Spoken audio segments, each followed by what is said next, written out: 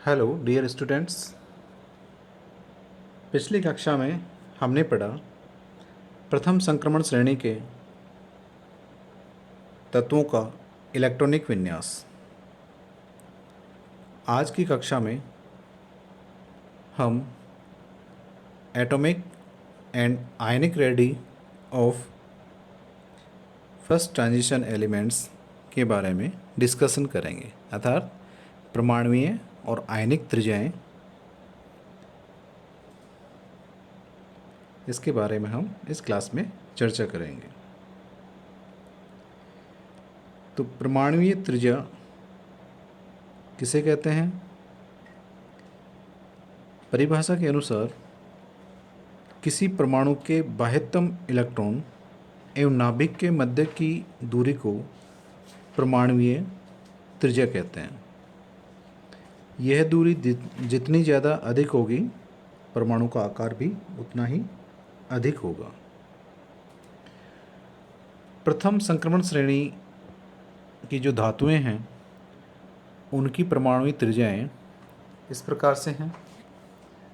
जो पहला तत्व है वह है स्कैंडियम और इसकी त्रिज्या का मान है 1.62 एंगस्ट्रॉम।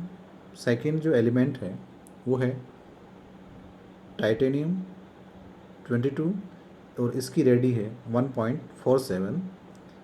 थर्ड है वेनेडियम, एटॉमिक नंबर 23 और इसकी रेडी है 1.34। फोर्थ जो मेटल है वो है क्रोमियम 24 और इसकी रेडी है 1.27।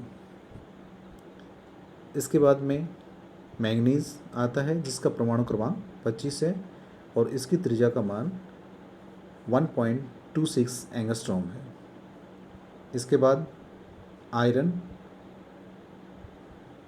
26 एटॉमिक नंबर और त्रिज्या का मान 1.26। कोबाल्ट परमाणु क्रमांक 27 के लिए त्रिज्या का मान 1.25 एंगस्ट्रॉम और निकिल जिसका एटॉमिक नंबर 28 है उसके लिए त्रिज्या का मान 1.24 एंगस्ट्रॉम। फिर कॉपर 29 और इसकी रेडी है 1.28 और लास्ट में जिंक एटॉमिक नंबर 30 और इसकी रेडी है 1.38 एंगस्ट्रॉम। तो इस टेबल पे हम गौर करें तो इससे ये क्लियर हो रहा है कि परमाणु क्रमांक अर्थात परमाणु संख्या बढ़ने के साथ साथ इनकी त्रिज्या के मान में कमी आ रही है। लेकिन यहाँ पे ये भी गौर करना होगा कि यह कमी बहुत अधिक नहीं है। बीच के तत्वों में तो लगभग स्थिर ही रहती है और अंत में बढ़ने लगती है।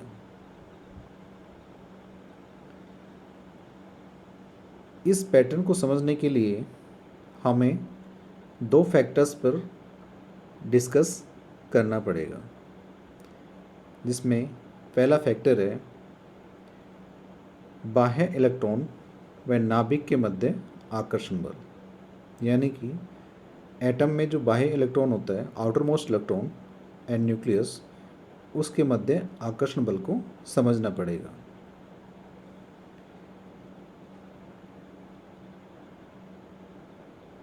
संयोजकता कोष यानी बाह्यतम कोष जो एक एटम की परिधि पर भी होता है, उसके इलेक्ट्रॉन कितने तीव्र आकर्षण बल द्वारा नाभिक से बंधे हुए हैं, इससे परमाणु के आकार का निर्धारण किया जा सकता है। नाभिक जितने तीव्र आकर्षण बल द्वारा परमाणु की परिधि के इलेक्ट्रॉनों को आकर्षित करेगा, परमाणु का आकार उतना ही छोटा होगा।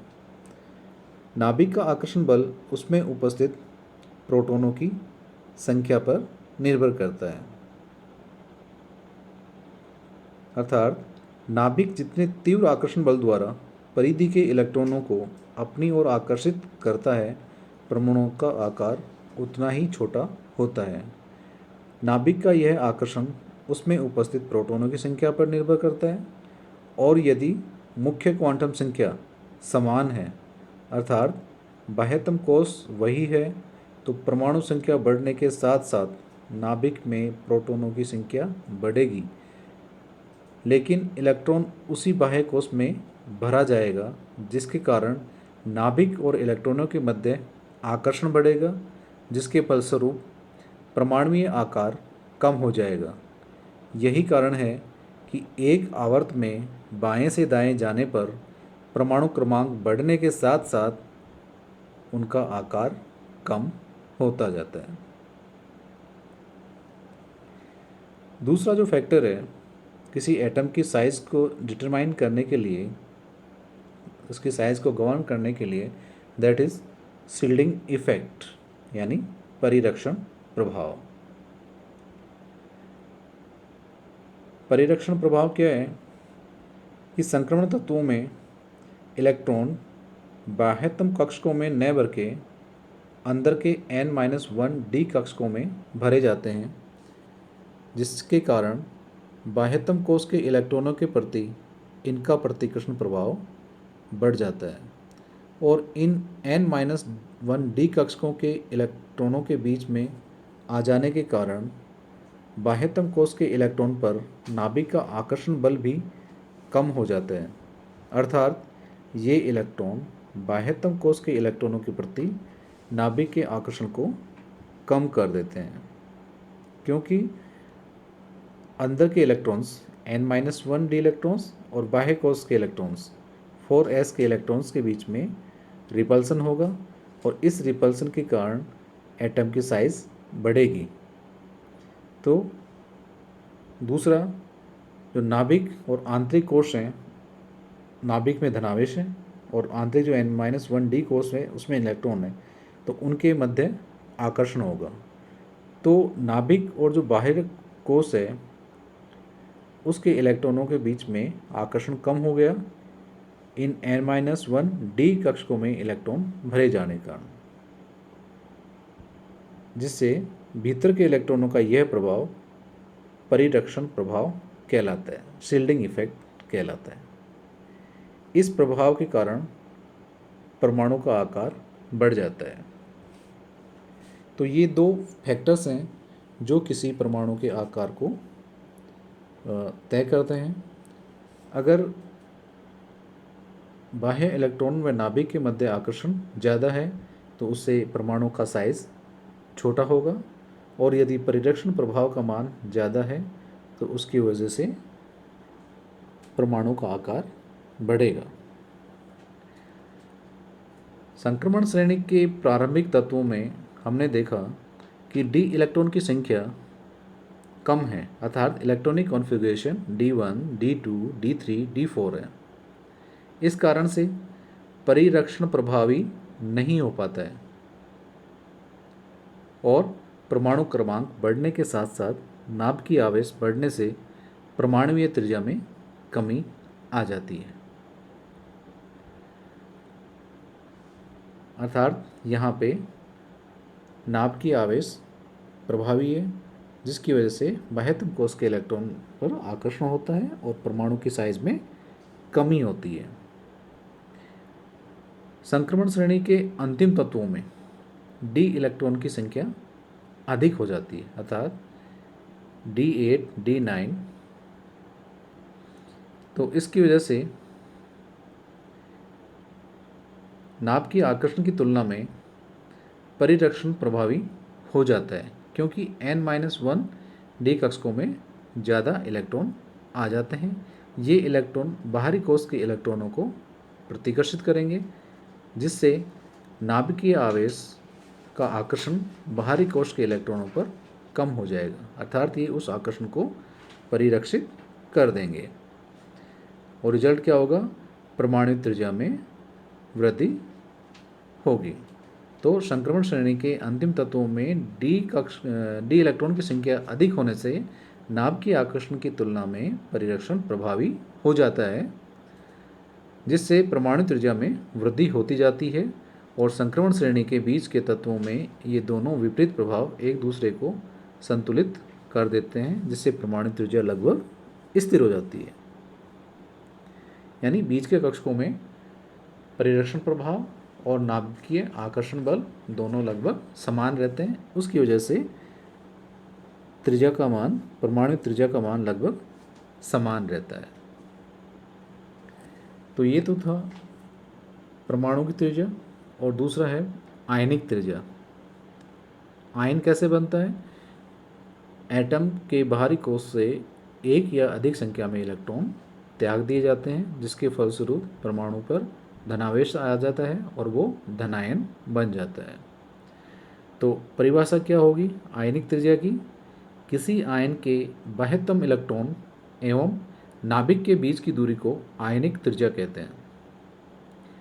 संक्रमण धातु में 4s कक्षक एवं 3d कक्षक से इलेक्ट्रॉन त्याग कर धनायन बनते हैं तथा इन धनायनों की त्रिज्या का आकार परमाणु से सदैव छोटा होता है। क्यों छोटा होता है? कि धनायन में प्रभावी नाभिकीय आवेश उतना ही रहता है, लेकिन इलेक्ट्रॉन्स क्या होते हैं? कम हो जाते हैं। तो प्रति इलेक्ट्रॉन पर लगने वाला नाभिक का आकर्षण बल तुलनात्मक रूप से बढ़ जाता है और नाभिक का आकर्षण बल इलेक्ट्रॉन्स पर बढ़ने के कारण परमाणुीय आकार, जिसको हम यहाँ पे आयनिक आकार कहेंगे और आयनिक त्रिज्या कहेंगे, वो कम होती है। अतः धनायनों की त्रिज्या परमाणु से सदैव छोटी होती है। तो संक्रमण तत्वों की +2 ऑक्सीकरण अवस्था में आयनिक त्रिज्याओं के मान इस प्रकार से हैं। स्कैंडियम +2 के लिए अभी ज्ञात नहीं है और टाइटेनियम +2 के लिए 0.90 एंगस्ट्रॉम, वेनेडियम +2 के लिए 0.88 एंगस्ट्रॉम, क्रोमियम +2 के लिए 0.84 एंगस्ट्रॉम और मैग्नीज +2 के लिए 0.80 एंगस्ट्रॉम, आयरन +2 के लिए 0.76 एंगस्ट्रॉम, कोबाल्ट +2 के लिए 0.74 एंगस्ट्रॉम और निकेल +2 के लिए 0.72 एंगस्ट्रॉम, कॉपर +2 के लिए 0.69 एंगस्ट्रॉम और जिंक के लिए 0.74 एंगस्ट्रॉम। तो इस श्रेणी को ध्यान से देखने पर यह ज्ञात होता है कि आयनिक त्रिज्याओं के मान भी परमाणुीय त्रिज्याओं के भांति ही परिवर्तित हो रहे हैं, अर्थात इनके मान धीरे धीरे कम हो रहे हैं, मध्य में स्थायी हो जाते हैं और फिर वापस बढ़ना शुरू कर देते हैं। तो अगली कक्षा में हम पढ़ेंगे प्रथम संक्रमण श्रेणी के तत्वों का आयनन विभव।